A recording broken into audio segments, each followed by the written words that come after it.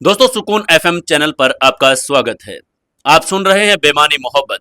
आपको कहानी कैसी लग रही है कमेंट करके जरूर बताइएगा और साथ में अगर आप पहली बार आए हैं तो चैनल को सब्सक्राइब कर लें और बेल आइकन जरूर दबा लें जिससे आगे की नोटिफिकेशन नेक्स्ट एपिसोड की आपके पास तुरंत पहुंच जाए। दोस्तों हम सुनने जा रहे हैं आज 491वां एपिसोड। अगर आपने अभी तक हमारी सीओ से शादी कहानी भी नहीं सुनी है तो हमारी सीओ से शादी कहानी हर रोज सुबह 9:15 बजे आती है और अगर आप उसके अंदर टाइम का कोई डिफरेंस चाहते हैं तो वो भी हमें कमेंट करके जरूर बताइएगा। चलिए आज की कहानी शुरू करते हैं। दिव्या को बेचारी को समझ नहीं आ रहा था कि वो युवराज को क्या जवाब दे, क्योंकि युवराज ने उससे सख्त आवाज में पूछ लिया था कि जो एम्प्लॉय यहाँ से गए थे वो उसको क्या कहकर गए थे। दिव्या ने बड़ी हिम्मत जुटाई और युवराज से कहा, सर सर वो आपको खड़ूस कह रहे थे। ये कह रहा था कि इस कंपनी का सीईओ पागल है, वो बहुत बदतमीज है। आपको बात करने की तमीज नहीं है। किसने आपको सीईओ बना दिया? आप जैसे एटीट्यूड वाले बंदे को तो किसी कंपनी में चपरासी भी नहीं रखना चाहिए, सीईओ कैसे रख लिया? दिव्या एक एक करके सब बातें बताने लगी थी। दिव्या ये सब कहने के बाद युवराज का रिएक्शन देखने लगी, जिसे देखकर वो घबरा गई। युवराज उसको गुस्से में घूर रहा था। तभी युवराज ने दिव्या से कहा, मिस दिव्या, मुझे ऐसा क्यों लग रहा है कि आप अपने दिल की भड़ास निकाल रही हैं? दिव्या को इस बात की उम्मीद नहीं थी। उसे तो लगा था कि वो और ही किसी बात पर गुस्सा हो गए, लेकिन युवराज ने तो सीधा सीधा दिव्या पर भी ब्लेम कर दिया था। उसकी बात सुनकर दिव्या के हाथ पांव कांपने लगे। उसे बेचारी को समझ नहीं आ रहा था कि वो क्या जवाब दे। तभी उसने तुरंत कहा, नहीं नहीं तो सर, ये सब तो उन्होंने ही कहा था। मैंने बस आपके पूछने पर बताया। मैं तो आपके बारे में ऐसा कभी सोच भी नहीं सकती सर। प्लीज सर आप गुस्सा मत कीजिए। युवराज ने देखा कि दिव्या बुरी तरह से डर गई है। वो जोर जोर से हंसने लगा और बोला, मिस दिव्या, मैं तो मजाक कर रहा था। मुझे मालूम है कि आप ऐसा कुछ नहीं सोच सकती। डोंट वरी, मुझे तुम पर भरोसा है। और ये कहने के बाद युवराज उन 3 कैंडिडेटों की तैयार की गई रिपोर्ट को देखने लगा। इधर युवराज रिपोर्ट देख ही रहा था, उधर हसीना और उसके साथी वापस फाइनेंस डिपार्टमेंट में अपने अपने डेस्क पर पहुंच गए थे। वहां के बाकी सभी कर्मचारी अब उनकी तरफ ही देख रहे थे, जैसे उनको पता लग गया था कि शायद आज तो ये सब के सब एक साथ निकाले जा चुके थे। तभी उनमें से एक ने पूछा, अरे क्या हुआ भाई, क्यों बुलाया था सीईओ सर ने आपको? हसीना ने निराशा भरी आवाज में और उनकी ओर देखते हुए बोली, सीईओ सर ने हमें लास्ट वार्निंग दी है और हमें कहा है कि अगर एक भी रिपोर्ट गलत की तो वो हमें निकाल देंगे। उन्होंने हमें लास्ट वार्निंग दे दी है कि अगर आगे से कोई भी चूक हुई, थोड़ी सी भी गलती की तो हमें नौकरी से निकाल दिया जाएगा। उसकी बात सुनकर वही पहला व्यक्ति एकदम से बोल पड़ा, अरे क्यों क्यों भाई, बड़े ईमानदारी के गुण गुण गा रहे थे तुम लोग तो। अब पता चला ना, ईमानदारी का कोई मोल नहीं है यहाँ। अरे मैं तो पहले ही कह रहा था, ये सीईओ को कोई लेना देना नहीं है किसी से, ना किसी की ईमानदारी से। इसको तो बस अपने सिफारशी लोगों को भर्ती करना है। एक एक करके सभी लोग उनको तंज मारने लगे थे। उधर युवराज ने भी वो रिपोर्ट चेक कर ली थी और रिजल्ट भी नेहा को बता दिया था। नेहा ने सभी कैंडिडेट्स को रिजल्ट बता दिया और वापस युवराज के ऑफिस में कुछ फाइलों पर साइन लेने के लिए आ गई थी। उसने युवराज से साइन लेते हुए कहा, सीईओ सर, मुझे आपको एक बात बतानी थी। युवराज ने भी उसके चेहरा देखते हुए पूछा, हाँ निया, बोलो क्या बात है। निया सोच रही थी कि अब उसने बोल तो दिया है, क्या उसे वो बात बतानी चाहिए या नहीं, क्योंकि जैसे युवराज आया था पूरे ऑफिस में कहीं ना कहीं हलचल सी मची हुई थी। हर डेस्क पर बस युवराज की बातें हो रही थी। सभी का ध्यान बस युवराज के ऊपर टिका हुआ था और उसकी नीतियों पर सबका और फोकस था। तभी निया ने अपनी बात को सामने रखते हुए कहा, सर, कल जब आपने सभी डिपार्टमेंट की हेड के साथ मीटिंग की थी तो आपके जाने के बाद वो सब आपस में बात कर रहे थे। तभी आईटी डिपार्टमेंट के हेड मोहित जैन ने सभी को बताया कि उन्होंने पिछले कुछ दिनों में सस्पिशियस ईमेल लॉग्स नोट की है, जिसमें हमारी कंपनी की कुछ कॉन्फिडेंशियल फाइल्स अटैच हुई थी। क्या? युवराज ये सुनकर एकदम से चौंक गया। उसे नहीं पता था कि ऐसे भी गलतियां वो कंपनी में कोई कर सकता है। तभी उसने कहा, क्या कह रही हो तुम? किसने भेजे हैं वो ईमेल्स और किसको भेजे हैं? तभी निया ने युवराज की बात का जवाब देते हुए कहा, ये तो अब पता नहीं सर, अभी तक पता भी नहीं चला है, लेकिन हमारे आईटी एम्प्लॉय उसे ट्रेस करने की कोशिश कर रहे हैं। मोहित जी बता रहे थे कि वो जल्द ही उस व्यक्ति की डिटेल निकाल लेंगे और सभी के सामने उस आदमी को बेनकाब करके रहेंगे। युवराज उसकी बात ध्यान से सुन रहा था। वो जानता था कि अगर कंपनी की कॉन्फिडेंशियल डिटेल्स कहीं लीक हो गई तो पूरी कंपनी बर्बाद हो जाएगी। इसलिए उसने निया से कहा, निया, हम इस बात को इतना नॉर्मल नहीं ले सकते। आप अभी के अभी मोहित जैन से कहिए कि मुझे उन ईमेल्स, लॉग्स, टाइम और लिंक शेयर करें। जल्द से जल्द उस मेल्स को ट्रेस करने की कोशिश करें। निया ने सिर हिलाते हुए जवाब दिया, जी सर, मैं भी करवाती हूं। और यह कहने के बाद उसने अपनी सारी फाइल समेटी और बाहर जाने लगी। जैसे ही वह दरवाजे के पास पहुंची, उसे कुछ याद आया और वो पीछे मुड़ते हुए बोली, सर, वैसे मुझे लगता है कि अब हमें ज्यादा डरने की जरूरत नहीं। हमारी कंपनी की सबसे कॉन्फिडेंशियल डिटेल हमारे तो फॉर्मूले ही हैं। मुझे लगता है कि डॉक्टर सुधा ही वो किसी के साथ शेयर कर रही होंगी, लेकिन अब जब वो पकड़ी गई तो अब वो कर ही नहीं कर पाएंगे। युवराज ने उसकी बात का जवाब देते हुए कहा, नहीं निया, हम ऐसी बात कभी भी हल्के में नहीं ले सकते। अगर गलती से कोई भी कुछ भी हुआ तो हमारी कंपनी को खत्म कर सकता है, इसलिए डरने की बात है। आप जल्दी से मोहित से कहिए कि मुझे इसके बारे में जल्द से जल्द जानकारी चाहिए। निया ने युवराज की बातों को गंभीरता से ले लिया और उसने हाँ में सिर हिलाया और कहा, जी सर, जैसा आप कहें। और वो युवराज के कैबिन से बाहर चली गई। अब युवराज इस बात को लेकर सोच में पड़ गया था कि ऐसा कौन हो सकता है इस सब के पीछे कि वो कंपनी की डिटेल से किसी को भेज दी। ऐसा सोचते सोचते और काम करते करते कब शाम हो गई उसे पता ही नहीं चला। जब उसने देखा कि शाम हो गई है और सभी एम्प्लॉयज धीरे धीरे कर कर अपने घर को जा रहे थे, तो उसने भी अपने घर आने के लिए सोच लिया। उसने देखा कि अभी तो क्या ही करेगा, वो भी घर आने के लिए तैयार होने लगा था। उसने टेबल से मोबाइल उठा लिया और ऑफिस बैग उठाते हुए पार्किंग की तरफ जाने लगा। वो गाड़ी में बैठा और अपनी गाड़ी को निर्मला हाउस की तरफ मोड़ दिया। जैसे ही वो सुबह वाले रास्ते पर चलने लगा, उसे सहस्त्र संत की याद आ गई। उसे यह फिर से याद आ गया कि उसने एक इंसान से वादा किया था कि वो उसके पास हर रोज 1 घंटा जाएगा और ट्रेनिंग लेगा, क्योंकि उसे वर्ल्ड मार्शल आर्ट चैंपियनशिप भी तो जीतना था। और यह कोई आसान बात नहीं थी कि मार्शल आर्ट चैंपियनशिप कोई भी जीत पाए। उसको जीतने के लिए कड़ी मेहनत की जरूरत थी। इसलिए मास्टर अभिमन्यु ने युवराज के लिए एक सहस्त्र संत को लगा दिया था कि वो हर रोज उसकी ट्रेनिंग करवाए और उसको मार्शल आर्ट चैंपियनशिप के लिए तैयार कर दे। लेकिन युवराज तो अपने घर की स्थिति में इतना उलझ गया था, उसको कुछ याद ही नहीं था। वो बस यही सोचे जा रहा था कि क्या पता अब वो जाए भी और सहस्त्र संत उसे अनुमति भी ना दे और ना ही कुछ सिखाए। यही सोचते हुए उसने अपना मोबाइल निकाल लिया और सहस्त्र संत को कॉल करने लगा। लेकिन 2-3 बार कॉल करने के बाद भी सहस्त्र संत ने उसका कॉल नहीं उठाया। युवराज बेचैन हो गया था कि सहस्त्र संत उनका कॉल क्यों नहीं उठा रहे हैं, कहीं वो उनसे नाराज तो नहीं हो गए हैं। आपको क्या लगता है दोस्तों, क्या सहस्त्र संत नाराज हो गए हैं या फिर उसको आगे की ट्रेनिंग देंगे? जानने के लिए जुड़े रहिए कहानी के साथ। दोस्तों, कहानी को ज्यादा से ज्यादा शेयर करें, कमेंट करें और लाइक जरूर करें। दोस्तों, 492वें एपिसोड में आपका स्वागत है। चलिए शुरू करते हैं कहानी। युवराज जैसे ही घर आने के लिए तैयार हो गया था, वो गाड़ी में बैठा और घर के लिए आ रहा था। तभी उसे याद आया कि उसे तो सहस्त्र संत के पास ट्रेनिंग के लिए जाना था। तभी उसने अपने माथे में हाथ मारा और कहा, अरे यार, इतनी बड़ी गलती मैं कैसे कर सकता हूँ। आज फिर मास्टर शास्त्र संत से बात नहीं की। वो बड़बड़ाते हुए निर्मला हाउस से कुछ दूरी पर उसने अचानक से एक कार को अपने सुनसान रोड पर मोड़ लिया और अपनी जेब में से मोबाइल निकाल लिया। सहस्त्र संत का नाम देखते ही उसके अंदर से धक धक होनी शुरू हो गई थी। उसने कांपते हाथों से नंबर मिला दिया और बड़बड़ाया, क्या पता वो उठाएंगे या नहीं। उसने 2-3 बार कॉल भी किया, लेकिन सहस्त्र संत ने कॉल नहीं उठाया। और जैसे ही चौथी बार उसने कॉल किया, सहस्त्र संत की आवाज उसके कानों में पड़ी, हेलो।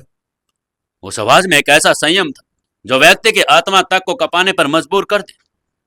तभी युवराज ने बमुश्किल से 2 ही शब्द कहे, मास्टर, मैं युवराज बोल रहा हूं। दूसरी और अचानक कुछ पल खामोशी छा गई, जैसे सहस्त्र संत ने उसे पहचानने की कोशिश कर रहे हो। फिर वो एकदम से गरज उठे और बोले, हाँ बोलो, क्या बात करनी है अब तुझे? जब तुम्हें आना चाहिए था तब तो तुम गायब थे, अब क्या चाहिए मुझसे? उनकी आवाज में कोई ऊंचा स्वर नहीं था, लेकिन वो ऐसा लग रहा था जैसे युवराज का सीना चीरता जा रहा हो। युवराज ने अपनी मजबूरी बताते हुए सहस्त्र संत से कहा, मास्टर, मुझे मजबूरी में मुंबई छोड़कर दिल्ली आना पड़ा। मेरा कोई इरादा नहीं था आपको नजरअंदाज करने का। मैं फंस गया था मास्टर, एक ऐसी परिस्थिति में जहां से निकलना मेरे बस का था नहीं। मैं क्या करता मास्टर? सहस्त्र संत ने वो शब्द दोबारा से दोहरा कर कहा, ओह, मजबूरी। मजबूरी हर उस आदमी की ढाल है जो अपने कर्तव्यों से भाग जाता है। तुमसे पहले भी सैकड़ों लोग आए, हजारों ने प्राण लिए, लेकिन जब ट्रेनिंग का वक्त आया तो सबने कोई ना कोई मजबूरी सामने रख दी। तुम भी उन्हीं में से एक ही हो। युवराज, तुम भी अपनी ट्रेनिंग से भाग गई। यह सुनते ही युवराज की आंखें भर आई। उसने अपना सर झुका लिया, लेकिन उसे समझ नहीं आ रहा था कि वो सहस्त्र संत को कैसे यकीन दिलाए कि उसके उसके ऊपर तो इतनी मुसीबत आ गई थी कि वो अपने आप का ख्याल नहीं कर पा रहा था। ट्रेनिंग लेने कहां से आता? उसका पूरा परिवार खतरे में था। एक एक करके जैसे उसने चीजों को संवारना शुरू किया, उसके बाद वो दिल्ली आ गया था। तभी तभी युवराज जी ने कहा, नहीं मास्टर, मैं वैसा नहीं हूं। मैंने ट्रेनिंग को छोड़ने का इरादा कभी नहीं बनाया। मैं आज भी ट्रेनिंग लेना चाहता हूं मास्टर। सहस्त्र संत ने फिर कहा, तो फिर अब तक आए क्यों नहीं ट्रेनिंग के लिए? तुम्हारी मजबूरी तो कब की खत्म हो गई होगी। युवराज के पास अब कोई जवाब नहीं था, क्योंकि मजबूरी तो सही बात है कब की खत्म हो चुकी थी। यहां आए हुए भी उसको बहुत दिन हो चुके थे, और वो आगे क्या बोल सकता था, क्योंकि उसको पता था कि सहस्त्र संत के आगे बोलना इतना आसान बात नहीं है। और उसने गलती भी की है। एक एक शब्द वो उसने वादा भी किया था कि वो अपनी ट्रेनिंग पूरी करेगा, लेकिन वो नहीं जा पाया। तभी उसने कहा, मास्टर, मैं जानता हूं मुझसे बहुत बड़ी भूल हो गई, लेकिन कृपया करके मुझे एक और मौका दीजिए। मैं खुद को साबित करूंगा। मैंने उस दौरान जो भी किया वो सब परिवार, कंपनी और बहुत लोगों की जिंदगियों के लिए करना पड़ा। मैं फंसा हुआ था मास्टर, कृपया मेरी बात को समझिए। सहस्त्र संत का स्वर और कठोर हो गया। उन्होंने कहा, ये बहुत सारे लोग तुम्हारे भीतर के अंदर जो कीमती हो गए। तुमको आत्मानुशासन को छोड़ा, संकल्प को छोड़ा, और अब कहते हो कि तुम्हें फिर से मार्ग दूं। नहीं युवराज, आत्मज्ञान कोई सड़क नहीं जो छोड़कर चले जाओ और जब मर्जी वापस लौटाओ। युवराज का गला भर आया। उसने विश्वास नहीं किया था कि मास्टर इतने रूखे हो जाएंगे। तभी उसने कहा, मास्टर, आपने ही कहा था कि सबसे गहरे अंधेरे में ही सबसे उजली रोशनी जन्म लेती है। मैं उसे अंधेरे से बाहर निकलकर आपके सामने खड़ा होना चाहता हूं मास्टर। मास्टर, मैं उस रोशनी को अनुभव करना चाहता हूं। तभी सहस्त्र संत ने दृढ़ स्वर में कहा, नहीं युवराज, तुम खड़े नहीं हो एक जगह, तुम अभी भी भाग रहे हो। तुम्हारी आवाज में आज भी अशांति है, डगमगाहट है। जिस दिन तुम सच में अपने भीतर उतर सकोगे, उस दिन तुम्हें मुझे फोन करने की जरूरत भी नहीं पड़ेगी। मैं स्वयं तुम्हारे पास आ जाऊंगा। युवराज के होंठ सूख गए थे। उसके भीतर कुछ टूटकर बिखर सा गया था। वो जानता था कि सहस्त्र संत उससे गुस्सा तो नहीं है, लेकिन अंदर से आहत जरूर है। उन्होंने किसी और से नहीं, युवराज से आशा की थी, और आज युवराज ने ही उनका भरोसा तोड़ दिया था। वो एक ऐसे इंसान थे जो कोई इंसान को फर्श से अर्श तक पहुंचा सकते थे। तभी युवराज ने उनसे पूछा, तो क्या मास्टर, क्या अब आप मुझे आगे का रास्ता नहीं दिखाएंगे? युवराज की आवाज कांप रही थी, जैसे किसी बच्चे को अपने पिता से डांट खाकर रोने को ही आ रहा हो। युवराज यह भी जानता था कि अगर सहस्त्र संत ने मना कर दिया तो वो मास्टर अभिमन्यु को क्या मुंह दिखाएगा और कैसे वर्ल्ड चैंपियनशिप में भाग ले पाएगा। तभी सहस्त्र संत ने उत्तर दिया, रास्ता वही मिलता है जहां संकल्प जीवित हो, और तुम्हारा संकल्प, तुमने तो सारी अपनी और मजबूरियों के आग में उसे भस्म कर दिया। मैं किसी तुम्हारे मनुष्य को आध्यात्मिक शास्त्र नहीं सौंप सकता। तुम अब तैयार नहीं हो युवराज, और जब तक तैयार नहीं हो मेरे पास आने का कोई मतलब नहीं। मैं तुम्हें नहीं सिखा पाऊंगा युवराज। कुछ पल की खामोशी छा गई। दोनों के और से मौन और जैसे जमीन पर ठंडक से फैला दी थी। युवराज बेचारा यही सोच रहा था कि वो कैसे भी कर सहस्त्र संत को मना ले और सहस्त्र संत से ट्रेनिंग लेने लग जाए। तभी उसने हिम्मत जुटाकर कहा, मास्टर, मास्टर, आप क्या मुझे अब दोबारा से स्वीकार नहीं करेंगे? युवराज जानता था कि मास्टर ऐसा तो नहीं कर पाएंगे। वो इसलिए पूछ लेना चाहता था कि मास्टर की मर्जी क्या है। तभी सहस्त्र संत ने ठंडी आवाज में कहा, युवराज, मैं ऐसे इंसान को ट्रेनिंग नहीं दे सकता जो अपने जुबान पर ही खरा ना उतरे। मुझे तो तुम्हारे सीनियर अभिमन्यु ने भेजा था। मैं उन पर ही विश्वास करके आया था, और सबसे ज्यादा तुम्हारे गुरु वीर प्रताप सिंघानिया के नाम की वजह से। लेकिन मुझे नहीं लग रहा था कि तुम उनके नाम का मान कभी रख पाओगे। युवराज एकदम से यह बात सुनकर तो जड़ सा हो गया। उसने विश्वास नहीं किया था कि बात यहां तक चली जाएगी। बीच में मास्टर अभिमन्यु और यहां तक कि उसके दादाजी की बात भी आ जाएगी। वो जैसे ही यह बात सोच रहा था, उसका फोन उसके हाथ से छूटकर नीचे गिर पड़ा। उसकी आंखों से आंसू बहने लगे। वो जानता था कि उसने एक सिर्फ रास्ता नहीं बल्कि एक ग्रैंड मास्टर को भी खो दिया है, जो उसे उसके चैंपियनशिप तक लेकर जा सकता था। अब युवराज बेचारा यही सोचे जा रहा था कि वो कैसे भी करके सहस्त्र संत को ट्रेनिंग के लिए मना ले, लेकिन उसको समझ नहीं आ रहा था कि वो क्या करे जिससे सहस्त्र संत का गुस्सा शांत हो जाए। थोड़ी देर ऐसे ही सोचने के बाद जब उसको कोई हल ही नहीं मिला, तो अभी के लिए उसने सोचा कि घर ही चला जाए। उसको मालूम था कि घर पर उसकी मां उसका बेसब्री से इंतजार कर रही होगी। तभी उसने गाड़ी स्टार्ट की और निर्मला हाउस की तरफ बढ़ा दी। वो गाड़ी तो चला रहा था, लेकिन दिमाग में अभी भी वही चीजें चल रही थी। वो सोच रहा था कि कैसे सहस्त्र संत को ट्रेनिंग देने के लिए मनाई। उसका एक हाथ स्टीयरिंग व्हील पर था और दूसरा बार बार मोबाइल की स्क्रीन पर जा रहा था, जैसे वो किसी के कॉल का इंतजार कर रहा हो। जैसे ही फोन कट गया था, उधर सहस्त्र संत भी ये जानकर हैरान थे कि युवराज ने एकदम से कॉल कट क्यों कर दिया। वो ये तो जानते थे कि युवराज ऐसा इंसान नहीं है कि वो किसी को कोई वादा करे और उससे मुकर जाए, लेकिन वो उसकी परीक्षा लेना चाहते थे। अब क्या लगता है दोस्तों आपको, क्या सहस्त्र संत मान पाएंगे?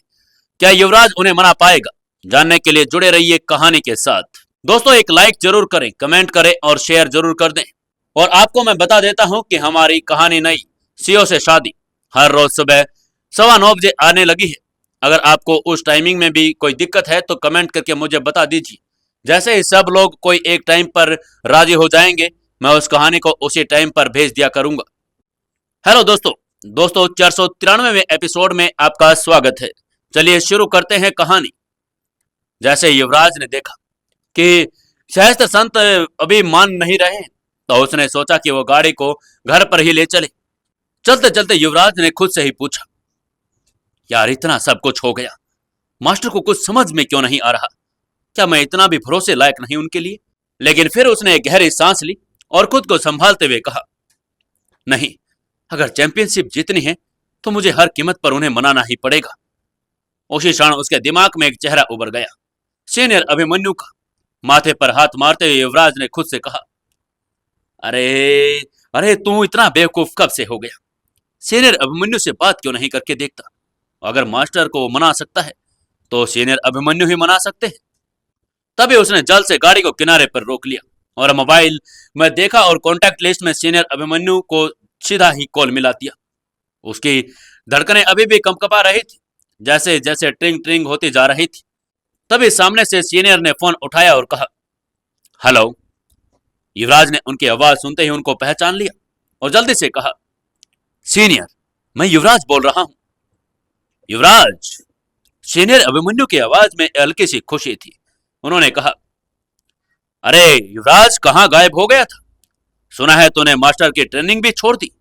अभिमन्यु को भी नहीं पता था कि आजकल युवराज कहां चला गया है। उसने कई बार खोज खबर लेने की भी कोशिश की, लेकिन युवराज आजकल मुंबई में था ही नहीं।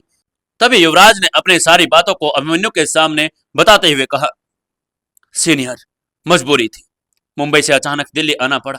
घर के हालात, फैमिली की परेशानियां, सब कुछ में उलझ गया था सीनियर। मैं मास्टर को नहीं छोड़ना चाहता था और मुझे नहीं पता कि मास्टर मेरे बारे में अब क्या सोच रखते हैं।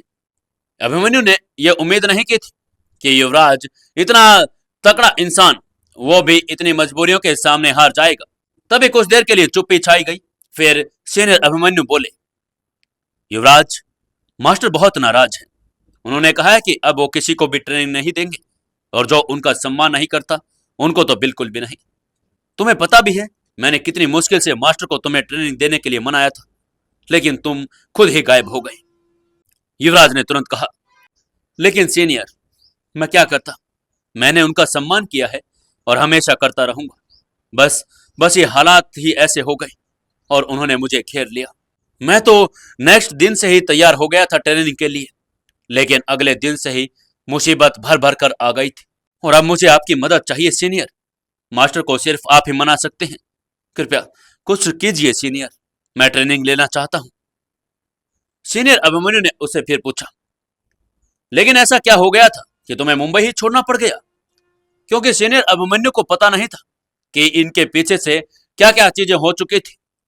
जब भी युवराज ने सीनियर अभिमन्यु को पूरी बात बताना शुरू कर दिया, सीनियर, वहां रावत परिवार ने हमारा जीना मुश्किल कर दिया था और तो और उन्होंने काव्या और उसके पति को भी किडनैप कर लिया था, जिसके चलते मेरे हाथों बलदेव रावत के बड़े बेटे बलबीर रावत की मौत हो गई। इसलिए मुझे मुंबई छोड़ना पड़ा और मैं वहां करता भी क्या? मुझे पता था कि बलदेव रावत अब ये कोई बात सहन नहीं कर पाएगा और वो मुझ पर या काव्या पर कोई भी न कभी भी हमला कर सकता था। इसलिए मैंने काव्या को तो कनाडा भेज दिया और मैं यहाँ खुद आ गया दिल्ली में। एक एक करके युवराज ने सारी बातों को अभिमन्यु के सामने पेश कर दिया था। अभिमन्यु कुछ पल चुप रहे, फिर बोले, ठीक है युवराज, मैं कोशिश करूंगा, लेकिन तुम खुद भी ये साबित करने के लिए तैयार रहो। इस बार मास्टर के सामने झूठ या बहाना नहीं चलेगा। उनसे दिल से बात करनी पड़ेगी। शायद वो इमोशनल होकर कुछ मान भी जाए। जैसे युवराज ने सुना कि अभिमन्यु कुछ करने के लिए रेडी हो गए हैं, उसको एक उम्मीद की किरण सी मिल गई थी। वो सोच रहा था कि शायद अब सीनियर कुछ कर पाए। तभी उसने कहा, सीनियर, मैं तैयार हूं। मैं हर कसौटी पर खरा उतरूंगा सीनियर। वो जो भी कहेंगे मैं करूंगा। बस बस आप एक बार उन्हें मना लीजिए सीनियर। उसके बाद सुनते ही सीनियर अभिमन्यु ने बिना कुछ कहे ही फोन काट दिया। फोन कट जाने के बाद युवराज ने एक दिल में नई आशा जाग गई थी। वो थोड़ा थोड़ा सा शांत होने लगा था। उधर युवराज सहस्त्र संत को मनाने की कोशिश कर रहा था, लेकिन इधर निर्मला हाउस में बा युवराज का बेसब्री से इंतजार कर रही थी। वो घर के हॉल में बैठी थी और उनके हाथ में दो सुंदर सी लड़कियों की तस्वीर थी। ये दोनों लड़कियों की तस्वीर उनको मंगला ने दी थी। ये वो उनके सामने खड़ी धीरे धीरे उन लड़कियों की डिटेल्स भी बा को बता रही थी। मंगला ने बा से कहा, बा, इन तस्वीर वाली लड़कियों के रिश्ते युवराज बाबा के लिए आए हैं। जिस लड़की ने रेड ड्रेस पहनी है वो ठाकुर परिवार की इकलौती बेटी है। ब्लैक ड्रेस वाली दिल्ली के नंबर 1 बिजनेसमैन हर्ष अग्रवाल की बेटी है, जो आगे चलकर अग्रवाल इंडस्ट्री की सीईओ और इकलौती वारिस बनेगी। बा ने तस्वीरों को बहुत ध्यान से देखना शुरू कर दिया। उनके हाथ उंगलियां तस्वीरों के कोने कोने पर सहरा रही थी। उन्होंने तस्वीरों को बड़े ध्यान से देखा और धीमे स्वर में कहा, लड़कियों का बैकग्राउंड तो अच्छा है, हमारे परिवार के साथ मेल भी खाता है, लेकिन पहले हमें युवराज की राय लेनी होगी। उसके बाद ही हम आगे नतीजे पर पहुंच सकते हैं। वैसे मैं एक बात करूं तो मुझे तो ये ब्लैक वाली ड्रेस वाली अच्छी लड़की लगी। उन्होंने बड़े ध्यान से दोनों तस्वीरों को देखा और मंगला से आगे पूछा, वैसे मंगला, दोनों लड़कियों के नाम क्या हैं? मंगला ने भी तुरंत मुस्कुराते हुए जवाब दिया, बा, जो ठाकुर परिवार की बेटी है उसका नाम लावण्य ठाकुर है और जो अग्रवाल परिवार की बेटी है उसका नाम पावनी अग्रवाल है। मां ने जब ये दोनों नाम सुने तो उनको नाम तो बहुत पसंद आए। फिर उन्होंने कहा, नाम तो बहुत प्यारे हैं दोनों के और खूबसूरती भी कोई कम नहीं है। लेकिन मंगला, तो जानती है मेरे लिए सिर्फ बाहरी सुंदरता ही काफी नहीं है, लड़की का मन भी सुंदर होना चाहिए। मैं नहीं चाहती कि युवराज को फिर कोई धोखा मिले जैसे पहले टीना ने किया। सुंदर तो वो भी बहुत थी, लेकिन दिल की सुंदर नहीं निकली। मंगला बा की बात को समझ रही थी। जब बा को उसके जासूस टीना और युवराज के डिवोर्स के बारे में बता रहे थे, तब मंगला ने भी उनकी बातों को पूरी तरह से सुन लिया था। इसलिए वो जानती थी कि युवराज का पहले से बुरी तरह से दिल टूट चुका था और अगर अब के बार भी कोई ऐसी लड़की मिल गई तो बेचारा तो जीते जी मर ही जाएगा। मंगला ने इस बात का पूरा ध्यान रखा था कि टीना जैसी कोई लड़की दोबारा युवराज की जिंदगी में ना आ जाए। इसलिए इन दोनों लड़कियों का बैकग्राउंड चेक करने के बाद ही उसने तस्वीर बा को दिखाई दी। दोनों लड़कियां दौलतमंद तो थी ही, साथ में दिल की बहुत भी अच्छी थी और उनके संस्कार भी बहुत अच्छे थे। यहां तक कि अग्रवाल परिवार के बारे में तो कहा जाता था कि अग्रवाल परिवार के संस्कार पुश्तैनी संस्कार थे और उनके संस्कारों के सामने कोई टिक नहीं पाता था। ठाकुर परिवार भी इन मामले में कोई कम नहीं था। वो भी अपने परिवार के धरोहर को आज तक बचाए हुए थे। तभी मंगला ने सिर हिलाते हुए कहा, जी बा, मैं आपकी सोच समझती हूँ, इसलिए ही तो ये दोनों रिश्ते लेकर आई हूँ। मैंने खुद इनके बैकग्राउंड के बारे में तहकीकात करवाई है। दोनों लड़कियां दिल की बहुत ही अच्छी हैं, गरीबों को सहायता भी करती हैं। सबसे बड़ी बात, इन्हें अपने पैसे से का भी कोई घमंड नहीं है। बा ने तस्वीरों को मेज पर रख दिया और गहरी सांस लेते हुए बोली, मंगला, युवराज का दिल एक बार टूट चुका है। मैं नहीं चाहती कि फिर उसे कोई छल ले। टीना की यादें आज भी उसे अंदर से खा रही है, चाहे वो कुछ दिखाए नहीं, लेकिन बेटा तो मेरा ही है, मैं जानती हूं उसे। फिर मंगला ने कहा, बा, इस बार मुझ पर भरोसा रखिए। मैं युवराज बाबा का भला ही चाहती हूं ना। इन लड़कियों के माता पिता में भी बहुत सज्जन हैं और घर का माहौल भी अच्छा है बा। मंगला ये सब बता रही थी, तभी उन्हें बाहर से एक तेज गाड़ी के ब्रेक की आवाज सुनाई दी। बा और मंगला दोनों एक दूसरे की ओर देख के लगे और मुस्कुरा रहे थे। वो तुरंत समझ गए कि युवराज आ गया है। तभी बा ने कहा, मुझे लगता है युवराज आ गया है। मंगला ने भी धीरे से कहा, देखते हैं बा, युवराज बाबा इनके बारे में क्या सोचते हैं। बा ने उसे तुरंत चुप रहने का इशारा किया। वो खुद ही युवराज से इस बारे में बात करना चाहती थी। अपने पोते के दिल को अब वो कोई चोट न पहुंचाए और जिम्मेदारी से उन्हें अपने खुद के हाथों में थाम लेना चाहती थी। बा ने तुरंत मंगला से कहा, मंगला, पानी ले आ बेटा, लगता है युवराज आ गया है, प्यासा होगा। मंगला ने सिर हिलाया और तेजी से फ्रिज की तरफ चली गई। युवराज जब अंदर आ गया तो उसके चेहरे पर थकान दिखाई दे रही थी। जैसे उसकी नजर बा पर पड़ी और चेहरे पर एक अलग ही उसे सुकून मिल गया था। तभी बा ने अंदर आते ही युवराज से कहा, आ गया मेरा बच्चा। युवराज ने जूते एक तरफ उतारे और जैकेट सोफे पर रख दिया और बा के पास आकर बैठ गया। उसने उनके पैर छुए और बा ने आशीर्वाद में उसका सिर सहला दिया। तभी बा ने चिंता में पूछा, क्या थक गया मेरा बच्चा? नहीं बा, बस थोड़ी सी उलझन में हूं, बहुत कुछ सोच रहा था, युवराज ने नरम आवाज में कहा। तभी मंगला पानी की ट्रे लेकर आ गई और बोली, बाबा, पानी पी लीजिए। युवराज ने मुस्कुराकर गिलास लिया और मंगला को थैंक यू कह दिया और एक ही सांस में पूरा गिलास खत्म कर दिया। तभी मंगला कुछ बोलना चाहती थी, लेकिन बा ने उसे इशारे से रोक दिया। तभी कहा, तो खाना टेबल पर लगा, मैं युवराज से दो बातें कर लूं। क्या लगता है दोस्तों आपको, क्या युवराज मान पाएगा या फिर बा युवराज को नहीं मना पाएगी? जानने के लिए जुड़े रहिए कहानी के साथ। दोस्तों, 494वें एपिसोड में आपका स्वागत है। चलिए शुरू करते हैं कहानी। युवराज घर पर आ गया था। मंगला कुछ बोलने ही वाली थी, तभी बा ने उससे कहा कि तू खाना लगा, मैं उससे बात कर लेती हूँ। मंगला सिर झुकाकर रसोई में चली गई। बा ने अपना हाथ युवराज के कंधे पर रखा और कहा, क्या हुआ बच्चे, क्या उलझन हो गई? थोड़ी देर के बाद युवराज चुप रहा, फिर गहरी सांस लेते हुए बोला, बा, आज मैंने सुधा और सुभाष को पुलिस के हवाले कर दिया है। बा की आंखें एक पल को लिए फैल गई, लेकिन फिर उन्होंने खुद को संभाल लिया और कहा, मैंने तुमसे कहा था ना, उन्हें एक मौका देना चाहिए था। तुमने वो बात क्यों नहीं मानी? सिर्फ पैसों के लिए उन्हें पुलिस को पकड़वा दिया। लेकिन बा को कहां पता था कि उन्होंने तो कुछ अलग ही कहानी रची हुई थी। उनके हाथ में अगर थोड़े दिन और कंपनी होती तो वह पूरी कंपनी को बेच कर खा जाते।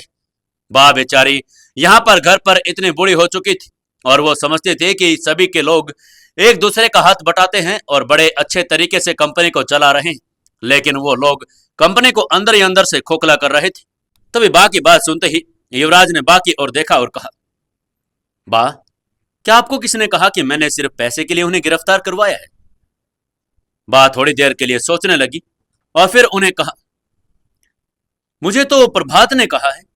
उसने कहा कि तुम्हें पता चला कि उन्होंने ही पैसे का गबन किया और उसी वजह से तुमने पुलिस को बुला लिया। बा को थोड़ी थोड़ी बातें तो पता चल गई थी। जैसे युवराज ने वहां पर एक्शन लिया था, प्रभात ने सारी कंपनी की सारी डिटेल्स बा को बता दी थी, लेकिन उसने पूरी बात बा को नहीं बताई थी। उसने बस इतना ही कहा था कि युवराज ने उन लोगों पर विश्वास नहीं किया और वो थोड़े से पैसे के लिए उन दोनों को पुलिस के हवाले कर दिया। युवराज ने अपने होठ भींच लिए। उसकी आवाज में तकलीफ गहरी हो गई थी। उसने धीरे से बा के कंधे पर सिर रखा और जैसे बचपन में रखता था। अब डर लगता था कि जब उसे कोई चोट लगी हो। तभी उसने धीरे से बा से पूछा, बा, क्या आपको लगता है कि मैं सिर्फ पैसे के लिए उनको जेल भेजूंगा? बा का भी यह सुनकर दिल भर आया। उन्होंने उसका सिर सहलाते हुए कहा, नहीं बेटा, मुझे तुम पर पूरा भरोसा है। तू मेरी बात नहीं टाल सकता, लेकिन सुधा और सुभाष बहुत सालों से इस कंपनी में साथ थे। उन्होंने हमारी बुरे वक्त में मदद भी की। मैं बस चाहती थी कि तुम उनसे बात करते, उन्हें एक मौका देते। तभी युवराज ने कुछ ऐसा कहा कि बा को भी लगा कि यह तो बहुत ही बड़ी गलती थी। युवराज ने सिर्फ दो ही शब्द कहे, बा, सिंथेटिक ड्रग। बा ने जैसे ही सिंथेटिक ड्रग का नाम सुना, बा एकदम से चौंक गई। युवराज ने दोबारा से उस बात को दोहराया। जैसे ही उसने पूरी बात कही, वो सीधा बैठ गया। बा, वो दोनों सिर्फ पैसे का गबन नहीं कर रहे थे, वो कंपनी की लैब में सिंथेटिक ड्रग बना रहे थे और उसे बाहर भेजने की तैयारी कर रहे थे, वो भी बड़े लेवल पर। बा सोच भी नहीं पा रही थी कितने सालों से जिन लोगों पर उन्होंने विश्वास किया था और पूरी कंपनी उनके हवाले कर दी थी, वो लोग कंपनी के साथ इतना बड़ा धोखा करेंगे।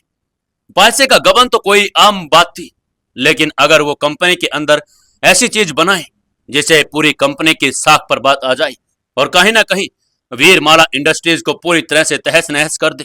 बा यही सोचते सोचते हुए बोली, लेकिन लेकिन ऐसा कैसे हो सकता है बेटा? तभी बात का जवाब देते हुए युवराज ने कहा, बा, मैं खुद पहले यकीन नहीं कर पाया, लेकिन जब मैंने सारे सबूत देखे, सीसीटीवी फुटेज, केमिकल रिपोर्ट्स और एनोनिमस विसल बोलर का मेल, तब मुझे यकीन हुआ।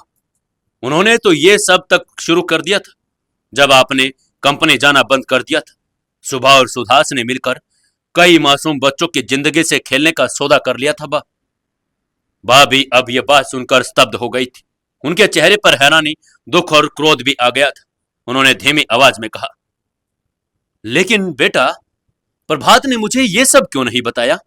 युवराज ने भी देखा कि यह बात नोट करने वाली थी, क्योंकि प्रभात ने जो बताया था वह सिर्फ युवराज के अगेंस्ट वाली बात बताई थी, जिससे बा को लगे कि युवराज कंपनी के अंदर सीईओ बनते ही कुछ गलत काम करने लगा है और वो पुराने लोगों को हटा रहा है। लेकिन युवराज को यह बात अच्छी तरह से समझ आ गई थी कि कहीं ना कहीं प्रभात भी शायद इस मामले में अंदर ही होगा।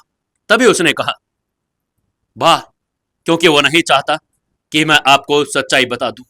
वो इतना कड़वा है, वो जानता है कि अगर आपको ये सब पता चले तो आप पूरी तरह से टूट जाएंगे, इसलिए उसने सिर्फ पैसों की बात ही कही। वाह कुछ देर के लिए कुछ नहीं कह सकी। फिर उन्होंने धीरे धीरे युवराज की पीठ पर हाथ रखा और कहा, बिल्कुल सही किया बेटा तुमने। जो लोग हमारे देश के बच्चों की जिंदगी के साथ खेलना चाहते हैं, उन्हें तो सजा मिलनी चाहिए। आज तूने कंपनी नहीं बचाई बेटा, पूरा समाज बचा लिया है। युवराज की बात सुनकर आंखें भर आई थी, लेकिन वो मुस्कुराया और उसने कहा, बा, ये सब तो आपका सिखाया हुआ है। आपने ही कहा था कि पैसा बड़ी बात नहीं है, हमें समाज बनाना जरूरी है, और मैं आपके और दादाजी के नक्शे कदमों पर ही चल रहा हूं। बा ने भी उसका माथा चूम लिया और कहा, बस बेटा, तू हमेशा ऐसे ही चलता रहना, चाहे कोई भी रुकावट आए, तुम्हें कोई भी रुकावट रोक नहीं पाएगी अगर तू सच्चाई के रास्ते पर चलता रहेगा। तभी पीछे से मंगला की आवाज आ गई, बा, खाना लग गया है, जल्दी आ जाइए ना, खाने को इंतजार नहीं करवाते। बा भी उसकी बात सुनकर मुस्कुरा गई और युवराज का हाथ पकड़ते हुए बोली, चल बेटा, खाना खा ले। और तुझे पता है ये मंगला है ना, नाराज हो जाएगी अगर हमने टाइम से खाना नहीं खाया तो। बा भी मंगला की चुटकी लेती जा रही थी। तभी युवराज खड़ा हुआ और उसने कहा, जी बा, चलिए कहीं आपकी मंगला नाराज ना हो जाए। ये बात सुनते ही वो तीनों के तीनों मुस्कुरा दिए। जैसे ही बा उठने की हुई, उसने देखा कि युवराज की नजर कहीं तस्वीरों पर तो नहीं पड़ गई है। उन्होंने जल्दी से वो तस्वीरें उठा ली और अपने पल्लू के नीचे छुपा ली, क्योंकि वो नहीं चाहती थी कि उनके बिना बताए ही युवराज को पहले ही पता चल जाए कि उन्होंने उनकी शादी की पूरी तैयारी कर ली है और वो उनको आज तस्वीरें भी दिखाने के लिए मंगवा ली है। जैसे उन्होंने वो तस्वीरें छुपाई, युवराज को भी कुछ थोड़ा थोड़ा शक हो गया था। उसको लगा कि अभी कुछ ना कुछ तो हुआ है। एकदम से उसकी आंखों के सामने से कुछ सरक सा गया है, लेकिन उसकी नजर तस्वीरों पर पड़ी नहीं थी, क्योंकि उसका सारा ध्यान बाकी मुस्कुराहट पर टिका हुआ था। उसने उसके बोहे चढ़ाते हुए तभी पूछा, वाह, आपके दूसरे हाथ में क्या है? मुझसे आप कुछ छिपा रही हैं क्या?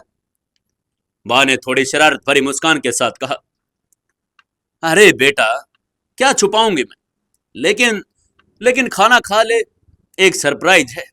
तभी युवराज को लगा कि कोई सरप्राइज होगा तो वो खाना खाने के बाद मिलेगा, क्योंकि बा ने कह दिया था खाना खाने के बाद, तो उनकी बात कोई टाल नहीं सकता था। तभी युवराज ने आगे कोई बहस नहीं की और वो जल्दी से टेबल की ओर बढ़ गया। डाइनिंग टेबल पर पहुंचते ही वहां पर अलग ही खुशबू आ रही थी। पूरा का पूरा टेबल जैसे त्योहारों के अंदर थालियां लगाई जाती हैं वैसे सजा हुआ था। खाने की खुशबू चारों ओर फैल रही थी। मेज पर लेमन राइस, मूंग दाल, गर्मा गर्म चपातियां और आलू भिंडी की सब्जी, सब कुछ तरीके से लगाया हुआ था। पर हींग राइस को देखते ही युवराज का तो चेहरा ही बदल गया। वो वहीं मेज के पास खड़ा रह गया और जैसे उसके कदम किसी ने जड़ कर दिए थे। उसकी आंखें हींग राइस की उस प्लेट पर टिक गई। एक क्षण के लिए उसका चेहरा भावनाओं से भर गया था। वो खुशबू उसके दिल से अब तक पहुंच गई थी, जहां उसकी माही की यादें दबी हुई थी। माही का नाम उसकी कानों में गूंजने लगा। माही को हींग राइस इतना पसंद था कि वो कहती थी, अगर मैं कभी गुस्से में हूं, तुम मेरे लिए हींग राइस बना देना, देखना मेरा सारा गुस्सा अपने आप शांत हो जाएगा।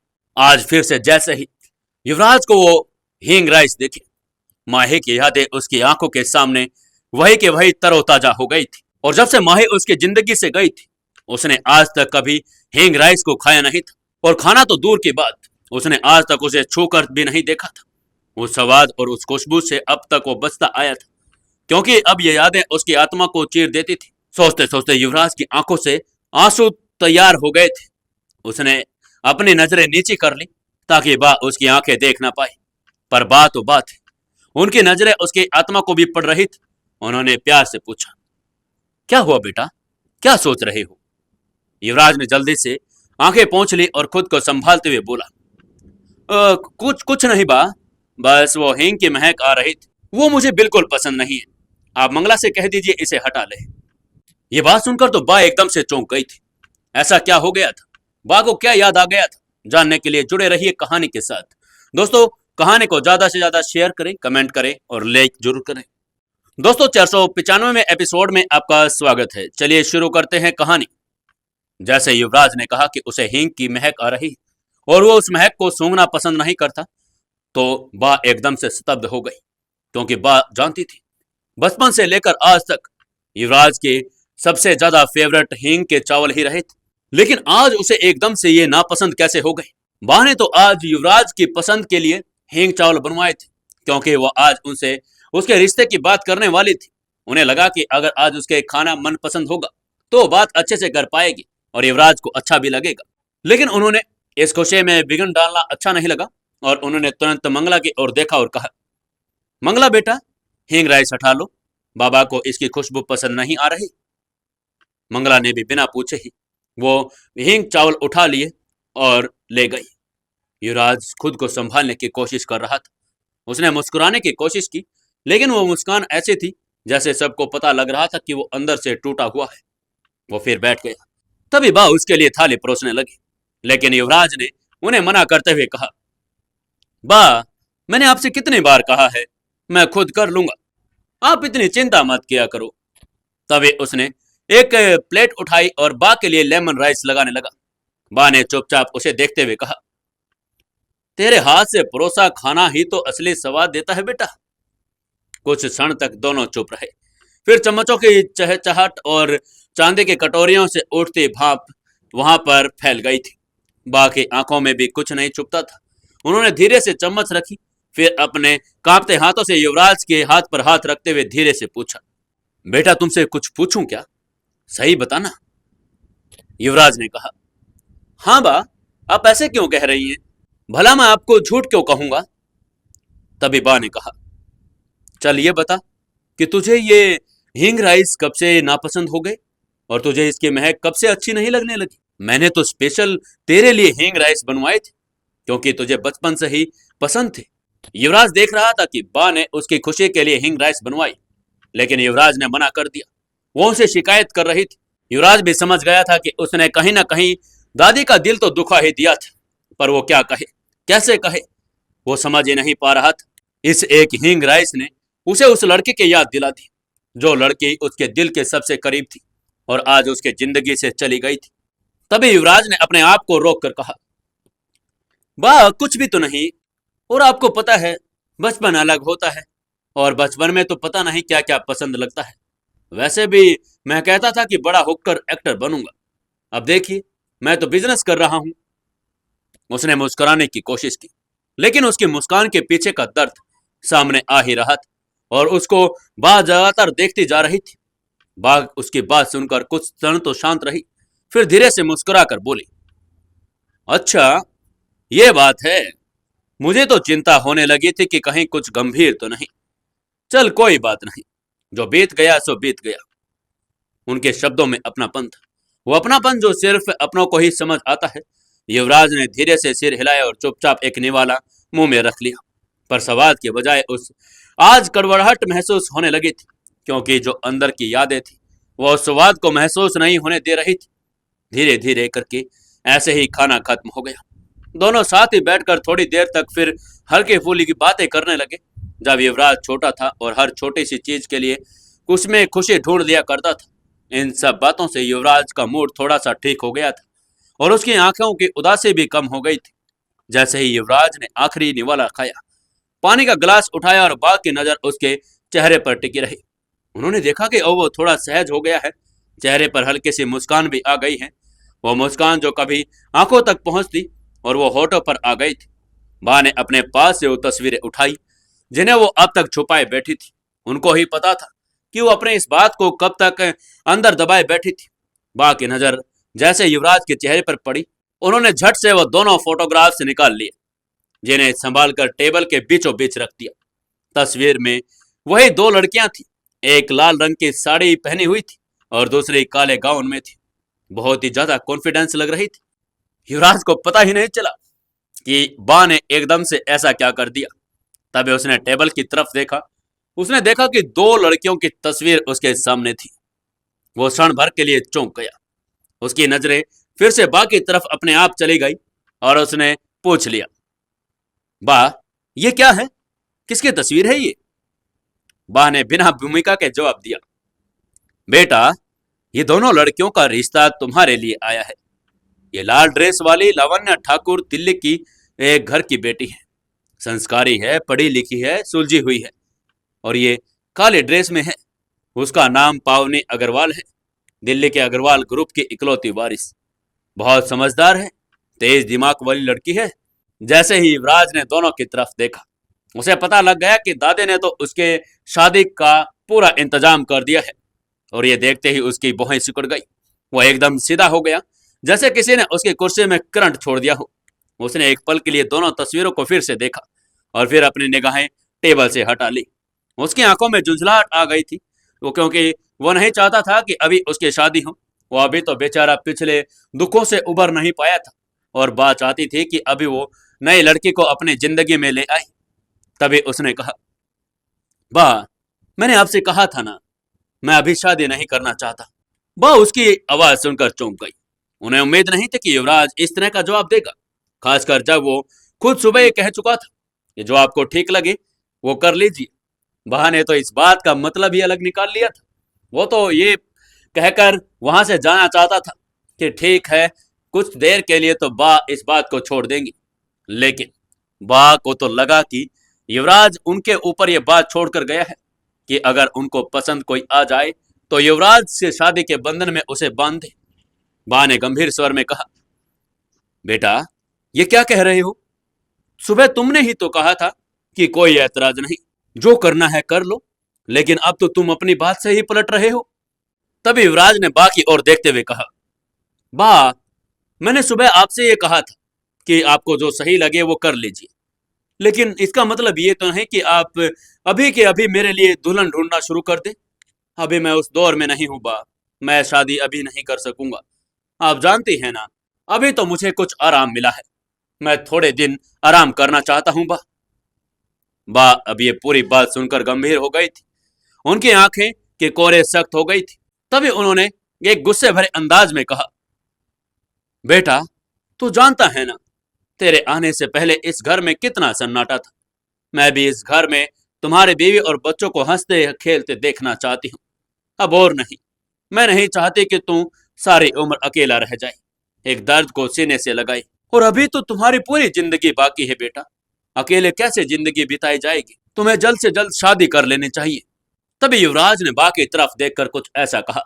बा ने सोचा नहीं था कि युवराज ऐसा कह जाएगा। उसने गुस्से में आया और थोड़ी नाराजगी के साथ बोला, ठीक है बा, अगर आपने तय कर लिया है कि आपको मेरे लिए लड़की पसंद करनी है तो फिर ठीक है। आप ये भी तय कर लीजिए कि शादी कब और कहां करनी है। मुझे कुछ भी पूछने की जरूरत नहीं। उसके बाद वो झटके से कुर्सी से उठा और बिना पीछे देखे तेज कदमों के साथ अपने कमरे की ओर चला गया। बा ने यह नहीं सोचा था कि युवराज इतना रूखा हो जाएगा और वो एकदम से बिना पूरी बात के ही उठकर चला जाएगा। बा के पास अब वो सिर्फ 2 तस्वीरें रह गई थी। लेकिन बा बेचारी यही सोच रही थी कि क्यों युवराज के जिंदगी में इतना दुख आया। बेचारा हमेशा से ही परेशान रहता है, पर बा अब कर भी क्या सकती थी। आपको क्या लगता है दोस्तों, बा क्या करेगी? क्या युवराज मान जाएगा या फिर नहीं? जानने के लिए जुड़े रहिए कहानी के साथ। दोस्तों, कहानी को ज्यादा से ज्यादा शेयर करें, कमेंट करें और लाइक जरूर करें।